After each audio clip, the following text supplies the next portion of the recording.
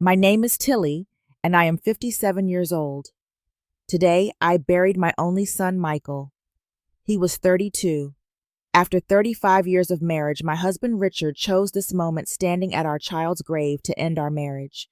What he didn't know was that I had already set wheels in motion days before that would change everything. If you're watching this from somewhere where grief has touched your life too, please hit subscribe and let me know in the comments. As I share how my world shattered then rebuilt itself, I hope you'll find some comfort in my journey. Life, in our upscale Boston suburb, had all the trappings of perfection.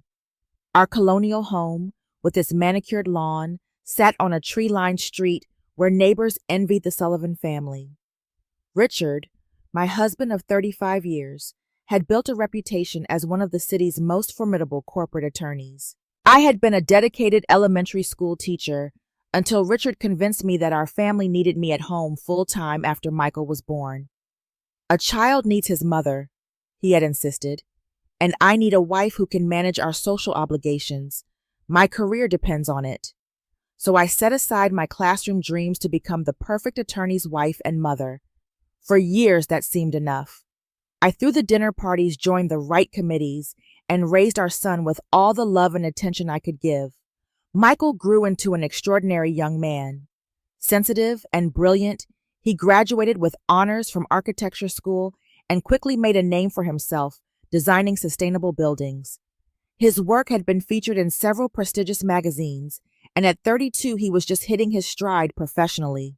"Mom, buildings should tell stories." He once told me, his eyes lighting up in that way that reminded me so much of the little boy who built elaborate structures from sofa cushions. They should make people feel something when they walk inside. That was Michael, always thinking about how others felt, always trying to create beauty and meaning, so different from his father. Richard and Michael had a complicated relationship. My husband wanted a son who would follow him into law, who would embrace the hard-charging competitive world Richard thrived in. Instead, he got a thoughtful, artistic son who questioned everything and valued purpose over profit. "He's too sensitive," Richard would complain after their arguments. "The world will eat him alive if he doesn't toughen up."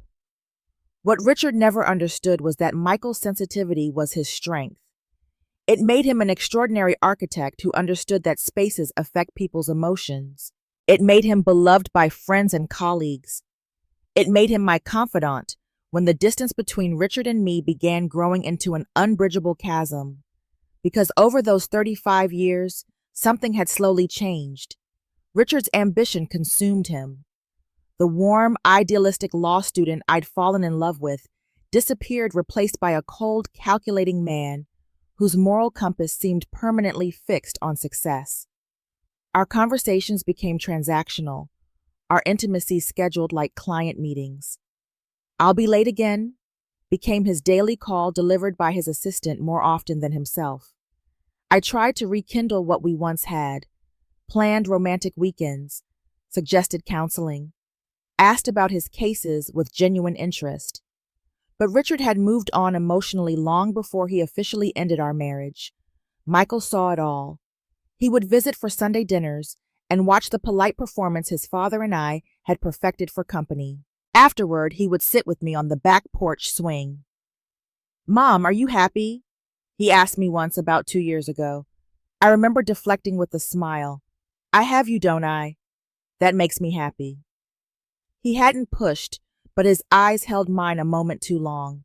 My brilliant son always saw the truth behind carefully constructed facades. It was part of what made him exceptional at his work. And it was what made him the only person who truly knew me. What neither of us knew then was that Michael had already begun experiencing headaches. Subtle at first, then increasingly debilitating. He hid them from everyone, including me. My son, always protecting others from worry, even as cancer silently grew inside his brain.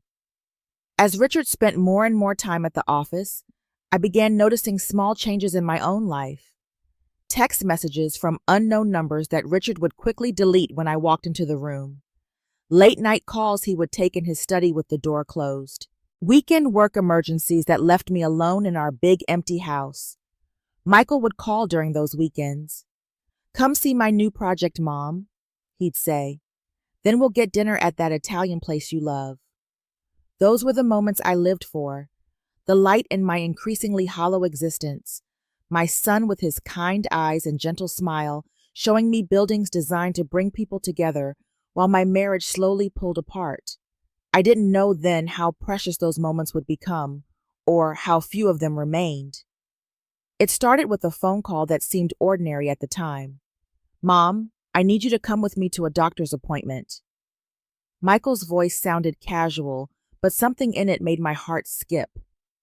A mother knows when her child is trying to be brave. "Of course," I said immediately. "What kind of appointment?" "Just some tests," he replied vaguely.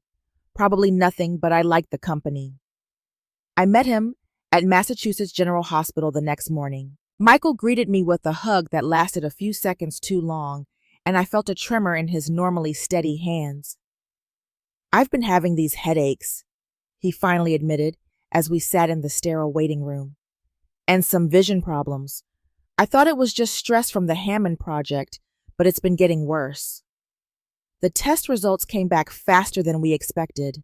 Dr. Lisa Patel, a neurologist with kind eyes and a gentle voice, showed us the brain scans that would forever divide my life into before and after.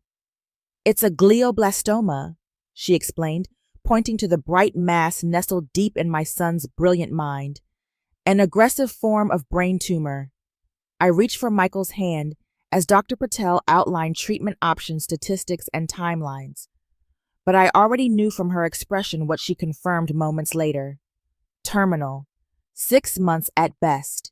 Each word fell like a physical blow. Michael sat perfectly still, his architect's mind no doubt constructing and dismantling possibilities, analyzing structural weaknesses, calculating time. When he finally spoke, his voice was steady. "I don't want Dad to know." I stared at him in shock. "Michael, he's your father. He needs to know." My son turned to me, his expression resolute. "He's in the middle of the Westridge case. You know how important it is to him. How long he's been working toward making senior partner." "More important than you?" I whispered. Michael's smile was sad. "We both know the answer to that, Mom." I wanted to argue, to insist that Richard would want to know, would drop everything for his son. But we both knew that wasn't true. Richard hadn't dropped everything for any family emergency in 20 years. Not when I had pneumonia 3 winters ago. Not when Michael broke his leg rock climbing in college. Not for birthdays, anniversaries, or graduations that conflicted with important cases. "Just for now," Michael added, seeing my struggle. "Let me process this my way. Let me decide when and how to tell him." I reluctantly agreed, not realizing that "for now" would stretch into weeks, then months as the tumor grew and treatment options dwindled. Michael made me promise to respect his wishes, and I did, even as the secret ate away at me almost as aggressively as the cancer ate away at my son. As Michael's condition deteriorated, I became his primary caregiver. I moved into his downtown apartment, sleeping on the sofa, to be near when the seizures started or when the pain medications needed adjusting. Richard, oblivious to the real reason for my absence, barely noticed I was gone. "The Westridge case is in its final phase," he told me during one of his rare calls. "The senior partners are watching this one closely. I need to focus." Michael would look at me with sympathetic eyes when I hung up the phone. "He's always been like this, Mom. It's not your fault." The cruel irony was that Michael, dying at 32, had more emotional intelligence than his father had developed in 59 years. During those precious weeks of caring for my son, we talked more openly than ever before. About his fears and regrets, about his hopes for projects he would never complete, about his love life and the children he would never father. "I wanted kids," he confessed one night as we looked out at the Boston skyline from his apartment window. "I thought I had time to find the right person." I held him as he cried, this brilliant man who should have had decades more to live and love and create. And in those moments of raw honesty, Michael shared wisdom that seemed to come from somewhere beyond his years. "Promise me something, Mom," he said during one lucid period between pain medications. "Promise you'll live fully after I'm gone. Really live, not just exist." I made the promise, never imagining how soon I would need to keep it, or how complicated fulfilling it would become. As Michael's condition worsened, he became increasingly focused on putting his affairs in order. Always methodical, my son approached his death with the same thoughtful planning he brought to his architectural projects. "I want to meet with my lawyer," he told me one morning. "Can you arrange it?" The meeting revealed a side of Michael I hadn't fully appreciated before. He had accumulated significant savings and investments through his successful career. He owned his apartment outright, along with some intellectual property rights to his designs. What surprised me was his decision to donate his entire savings, nearly $800,000, to children's cancer research. "I can't save myself," he explained when he saw my startled expression. "But maybe this money can help save some other mother's child." The lawyer, an older gentleman who had helped Michael with his business contracts, seemed equally moved. He prepared the documents efficiently, helping Michael update his will without Richard's knowledge or involvement. "Dad would try to talk me out of it," Michael explained later. "He'd want the money invested or used for some practical purpose. But this is what matters to me." After the legal meeting, Michael began writing letters to people who had mattered in his life: friends from architecture school, mentors who had guided his career, clients who had become friends, and one sealed letter for Richard that he handed to me with uncharacteristic solemnity. "Give this to Dad after I'm gone," he said, "when the time feels right." I nodded, tucking the envelope away, wondering what my son needed to tell his father that couldn't be said in person. It was during this period of Michael's meticulous preparations that I accidentally discovered Richard's betrayal. A text message appeared on my phone one evening from a number I didn't recognize.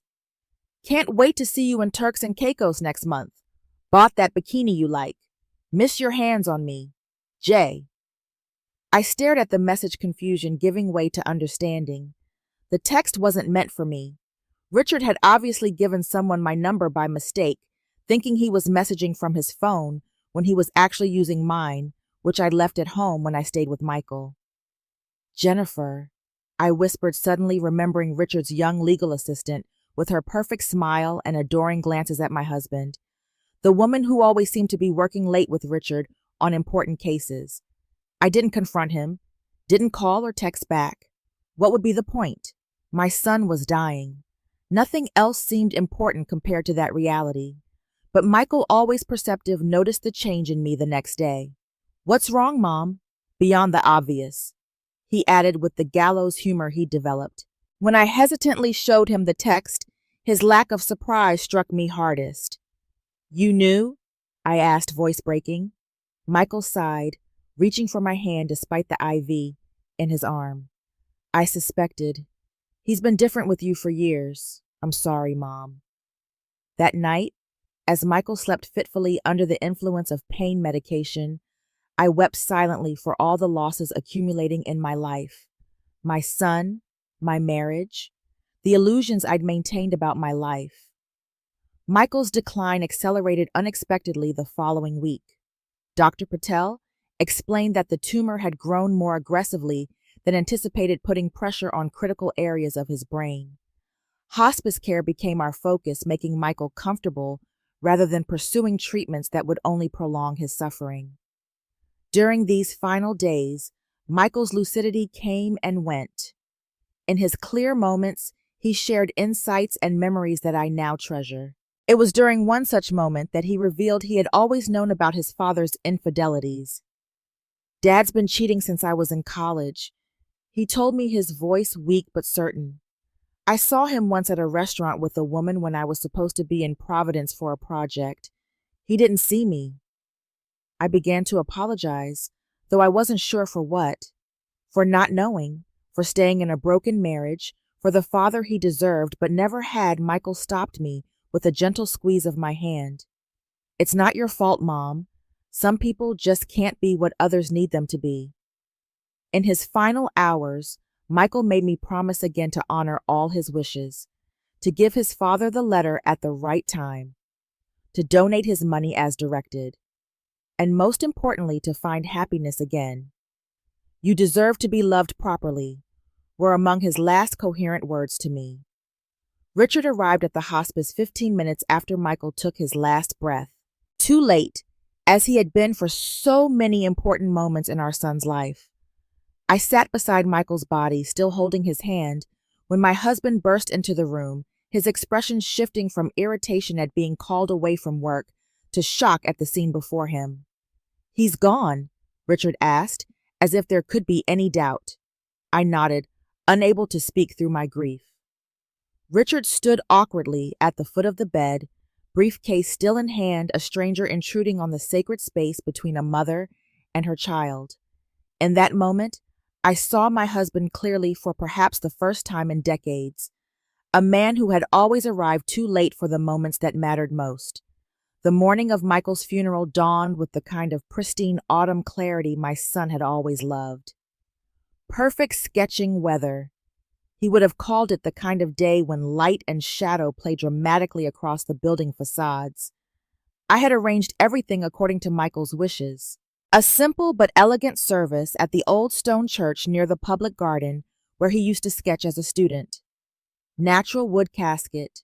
No elaborate floral displays, just simple arrangements of native Massachusetts wildflowers. Music from the classical composers who had inspired his architectural concepts, and readings from his favorite poets who, like Michael, found beauty in the structural elements of our world. Richard appeared at the church looking immaculate, in a perfectly tailored black suit, his grief as carefully constructed as his public image. He shook hands, accepted condolences, placed a supportive arm around my shoulders when people were watching, the performance of a bereaved father rather than the reality. I noticed his frequent glances at his phone throughout the service, the subtle checks of his watch. Even here, even now, his mind was elsewhere. I wondered if Jennifer was texting, if the Westridge case was calling him back, if any part of him truly grasped what we had lost. The church filled beyond capacity with people whose lives Michael had touched. His architectural colleagues spoke of his brilliance and vision. College friends shared stories of his loyalty and compassion. Clients described how he had translated their needs into spaces that transformed their lives. So many people who had truly known and valued my son. The most moving eulogy came from Marcus Wright, Michael's best friend since their undergraduate days. As Marcus described Michael's generosity and integrity, I watched Richard shift uncomfortably in his seat. Was he hearing the subtle contrast between the man our son had become and the man Richard had chosen to be? After the church service, we proceeded to Mount Auburn Cemetery, where Michael would rest beneath a simple granite marker near a Japanese maple tree, the kind of tree he had often incorporated into his landscape designs for its grace and seasonal beauty. The graveside service was brief as Michael had requested. No prolonged speeches, just a final poem read by Marcus, and then the agonizing moment when the casket was lowered into the earth. I dropped a single white rose onto the polished wood, whispering a private goodbye to my beautiful boy. People began drifting away afterward, heading to their cars for the reception I had arranged at Michael's favorite restaurant. Richard remained stiffly beside me, shaking a few more hands playing his role. I noticed Jennifer waiting discreetly by a distant oak tree, watching Richard with anxious eyes. So she had come, after all, keeping her distance, but present nonetheless. When everyone had gone, when only Richard and I remained at the grave, he turned to me with an expression I had never seen before. Cold, calculating, almost triumphant. "Tillie," he said, reaching into his suit jacket, "there's something we need to discuss." From his inner pocket, he produced a thick envelope. No ordinary condolence card, but a legal-sized packet that he thrust into my trembling hands. "Divorce papers," he stated flatly. "I've had them prepared for some time, was waiting for the right moment." I stared at the envelope, then at my husband of 35 years, unable to comprehend the cruelty of his timing. "Our son's funeral," I whispered. "This is your right moment." Richard straightened his tie, his expression unmoved. "Now nothing ties me to you anymore. You may stay in the house until I return from the vacation I am about to take. After that, we'll need to discuss selling it."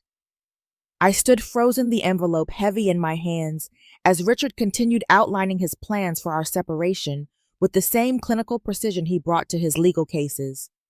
The division of assets, the timeline for proceedings, the expectation of my cooperation. "I've been more than generous in the settlement," he informed me, as if bestowing a favor.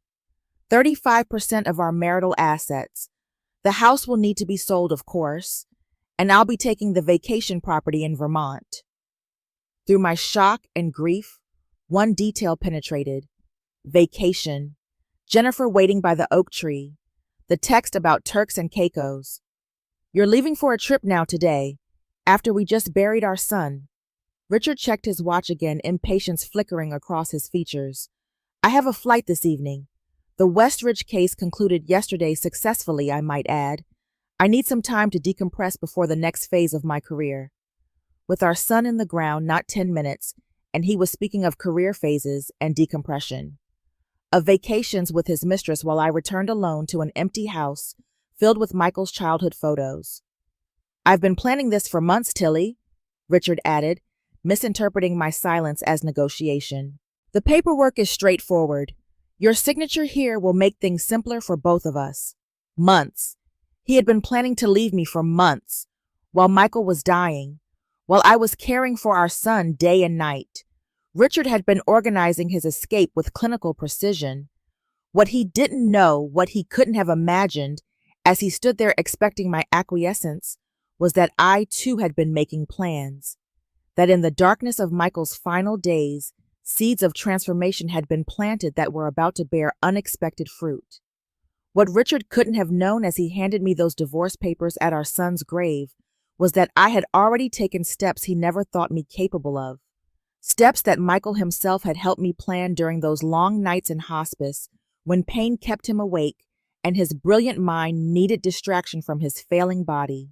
It began 3 weeks before Michael died on a Tuesday morning when he was sleeping peacefully after a difficult night. I had slipped out to meet with Samuel Cohen, a lawyer friend of Michael's, from his brief time in law school before he switched to architecture. "My son suggested I speak with you," I told Samuel in his modest downtown office, "about protecting myself." Samuel, a kind-faced man in his early 30s, had listened intently as I described my marriage, Richard's affair, and my suspicions about our finances. I admitted I knew almost nothing about our actual assets, despite being married for 35 years. "Richard always handled the money," I explained with embarrassment. "He said it was easier that way since he understood the investments, the tax implications. I trusted him." "Many spouses do," Samuel assured me without judgment. "But it's never too late to get informed. Let's start with what you do know." What followed was a crash course in forensic accounting. Samuel connected me with a financial investigator who specialized in high-asset divorces. Together, they helped me gather information Richard thought I'd never think to look for. "Your husband has been very careful," the investigator, a former IRS agent named Teresa, told me after her initial review. "But careful isn't the same as untraceable." With Teresa's guidance, I discovered offshore accounts Richard had established years ago, accounts in the Cayman Islands and Switzerland, where he had been diverting substantial portions of his partnership distributions. Money that as a marital asset should have been jointly owned, but which Richard had deliberately hidden. "This is significant," Samuel told me, reviewing Teresa's findings. "He's been systematically hiding assets for at least a decade. The courts take a very dim view of this kind of financial deception." It wasn't just the hidden money. Teresa uncovered evidence of tax fraud properties purchased under shell companies and deliberate misrepresentations on our joint tax returns that Richard had always had me sign without reviewing. "He's exposed," Samuel explained, "both legally and professionally. The question is, what do you want to do with this information?" What did I want? As I sat in Michael's hospital room later that day, watching my son sleep, I contemplated that question. Revenge seemed simultaneously appealing and empty. Money felt irrelevant in the face of losing Michael, but security, dignity, and justice, those still mattered. Michael woke to find me lost in thought, his eyes clearer than they had been in days. "You saw Samuel?" he asked weakly. I nodded, taking his hand. "I don't know if I can go through with it, Michael. After you—" I couldn't finish the sentence. "After I'm gone," he completed gently. "You can say it, Mom. And you will go through with it because you promised to live fully. Remember, Dad will discard you the moment I'm gone. We both know it." Michael's clarity about his father should have hurt, but instead it strengthened me. My son saw the truth and wasn't afraid to name it. In that moment, I decided to follow his example. Over the next week, Michael used his lucid periods to help me strategize. Despite his condition, his mind remained sharp, especially when focused on protecting me. He suggested steps I would never have thought of, drawing on his brief legal education and his friend Samuel's expertise. "Record him," Michael advised one evening. "Get him talking about the Westridge case. He's been cutting ethical corners on that one for months." "How do you know that?" I asked, surprised. Michael's smile was sad. "Dad brags when he thinks he's being clever. Last time he visited, he couldn't resist telling me how he was outmaneuvering the SEC counsel. He didn't realize I understood exactly what he was admitting to." Following Michael's advice, I visited Richard at his office the next day, something I rarely did. I brought lunch, playing the dutiful wife, and activated the recording app on my phone as Michael had shown me. Richard, flattered by the attention and secure in his belief in my financial ignorance, spoke freely about the Westridge case, about evidence that had been managed, about witnesses who had been prepared, about regulatory filings that had been strategically delayed.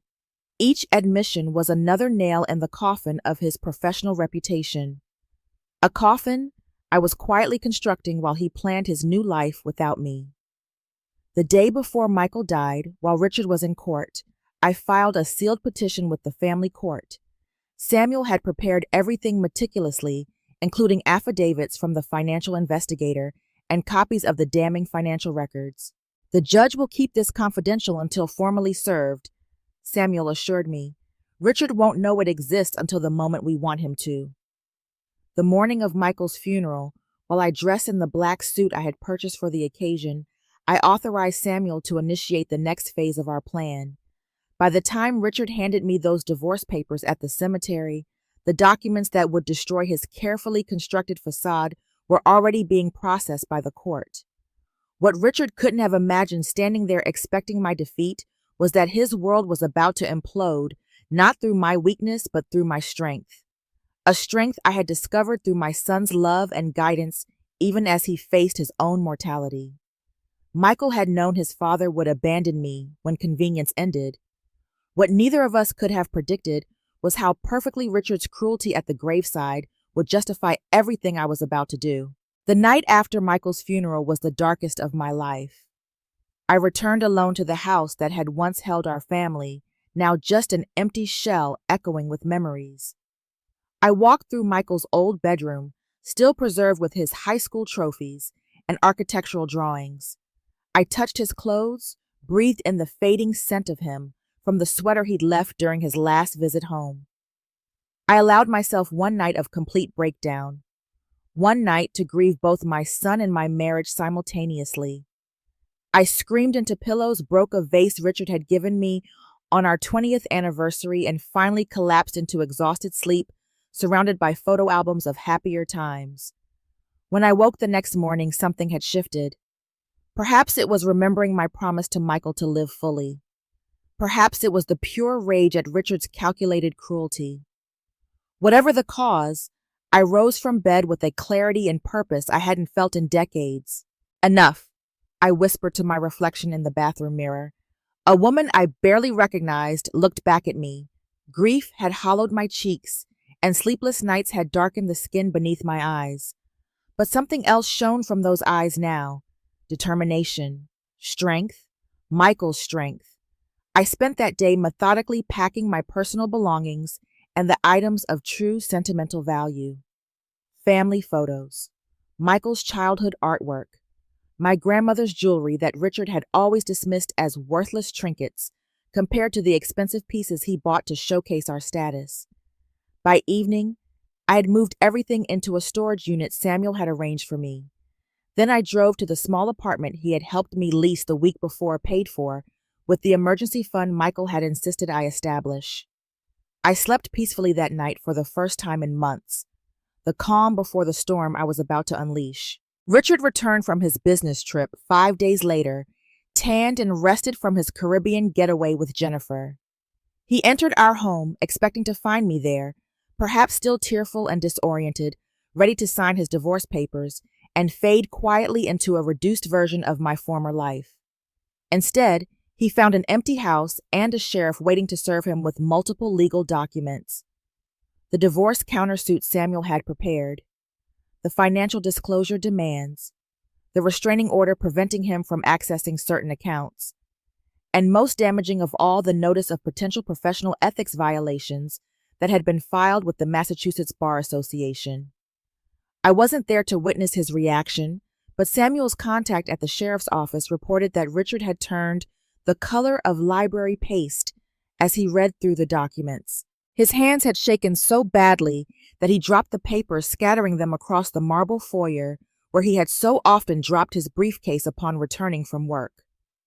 Within hours, my phone was flooded with messages, Richard alternating between threats and desperate pleas, partners from his firm suddenly concerned about irregularities in the Westridge case documentation, our mutual friends confused by the rapid unraveling of the perfect Sullivan family facade. I answered none of them. Samuel had advised complete silence, letting the legal process speak for me. 3 days later, Richard's senior partners called an emergency meeting after receiving the anonymously sent evidence of tax fraud and client fund misappropriation that Teresa had uncovered. Evidence that implicated not just Richard, but potentially the firm itself if they didn't act quickly to distance themselves. By week's end, Richard had been placed on administrative leave pending investigation. His carefully cultivated professional reputation began crumbling as quickly as our social standing. The same friends who had dined at our table for years suddenly couldn't remember our phone number. Throughout it all, I maintained my silence. I let the documents speak, let Richard's own actions condemn him, let the truth I had gathered methodically over those painful weeks of Michael's decline do its work. When Richard finally managed to corner me outside Samuel's office, his designer suit look slept in his normally perfect hair disheveled. Gone was the confident, controlling man who had dismissed me at our son's grave. In his place stood someone I barely recognized. "Why are you doing this?" he demanded, his voice cracking. "After 35 years, why are you destroying everything we built?" I looked at him calmly, channeling the quiet strength Michael had shown throughout his illness. "I'm not destroying anything, Richard. I'm simply exposing what was already broken. You handed me divorce papers at our son's funeral. What did you expect?" "But the firm," he sputtered, "my reputation, our friends. Were any of them real?" I asked softly. "The firm that's abandoning you now, the friends who won't return your calls, were they worth what you sacrificed to keep them?" He stared at me, uncomprehending. Even now, he couldn't see beyond himself to the decades of neglect, the empty marriage, the son he had barely known.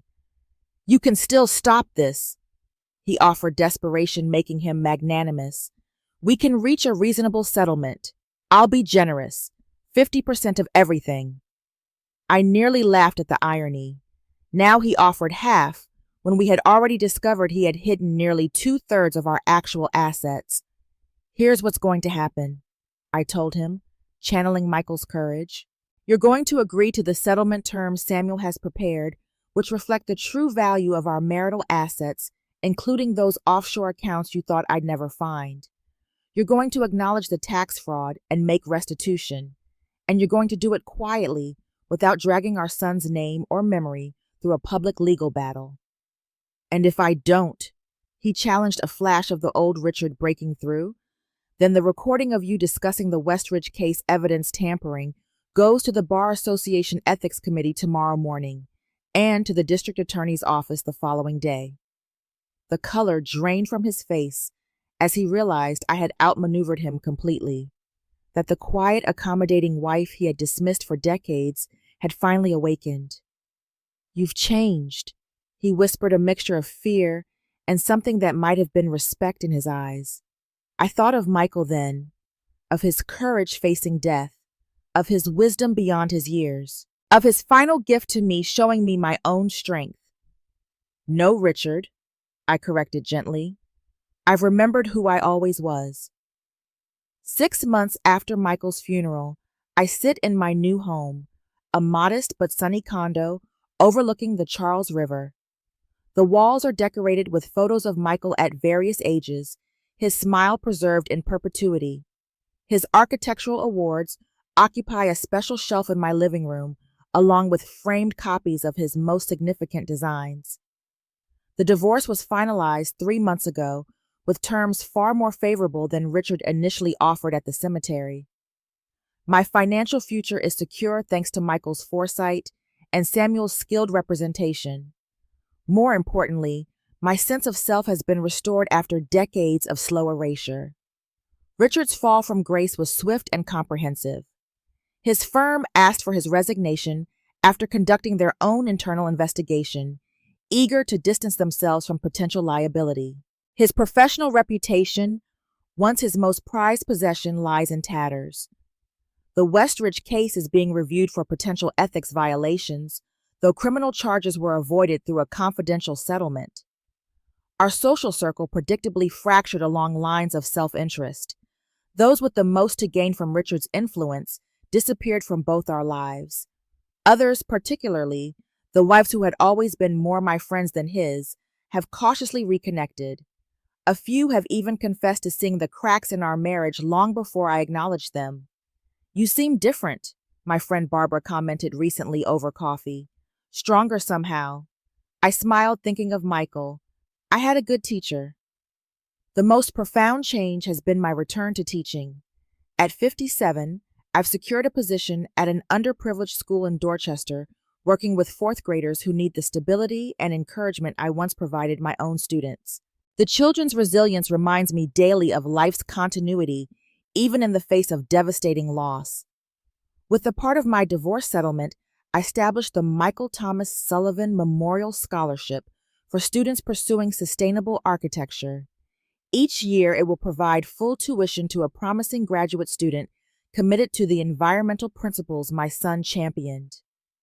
The first recipient will be selected next fall, and I plan to personally present the award. My volunteer work at Massachusetts General's Cancer Center occupies my Saturday mornings. I sit with patients undergoing chemotherapy, offering conversation or simply quiet company. Sometimes I share Michael's story when it seems it might provide comfort or inspiration. Other times, I just listen, knowing the gift of being truly heard. New friendships have emerged from unexpected quarters. Sarah Martinez, a fellow teacher at my school, has become a particular support. At 45, she navigated her own difficult divorce years ago and offers practical advice along with genuine companionship. We hike on weekends, attend concerts, and are planning a summer trip to the national parks Michael always wanted to visit. Last month, I finally found the courage to read Michael's journal, which I discovered while sorting through his belongings. The pages revealed a son even more perceptive and loving than I had realized. One entry particularly broke me open. "Mom thinks Dad's ambition and success made him who he is, but she's wrong. Dad chose smallness wrapped in the trappings of greatness. Mom chose greatness wrapped in the appearance of ordinariness. I hope someday she sees what I see." That night, I cried for hours, both in grief and in gratitude for a son who had seen me more clearly than I saw myself. The sealed letter Michael left for Richard remains undelivered. After the divorce and Richard's professional disgrace, it didn't seem the right time. Perhaps there never will be a right time. Or perhaps someday, when wounds have healed and perspectives have shifted, I'll fulfill that final promise to my son. Sometimes in quiet moments, when the light hits the river in a particular way, I feel Michael's presence, not in any mystical sense, but in the awareness that his influence continues to shape my life. His courage became mine. His wisdom guides my choices. His love sustains me through difficult days. In losing my son in my marriage, I found myself. Michael knew that Richard would leave when convenience ended, but he also knew I was stronger than I believed. Sometimes it takes our deepest losses to reveal our greatest strengths. What Michael couldn't have known was how his courage would become mine, how his love would sustain me through the darkness, and how even in death a child can save their parent's life. If there's one lesson I've learned through this journey, it's that authentic living honors those we've lost far more than endless grief. Each time I help a child understand a difficult concept, each time I speak up where once I might have remained silent, each time I choose joy despite sorrow, I feel Michael smiling. Have you ever found strength through loss that you never knew you possessed? Has grief ever transformed you in unexpected ways? I love to hear your stories in the comments below. Please like this video. If my journey resonated with you, subscribe to join me as I continue sharing life's difficult lessons and share with someone who might need to hear that strength often emerges from our darkest moments. Thank you for walking this path with me today. And remember, even in our deepest pain, growth is possible.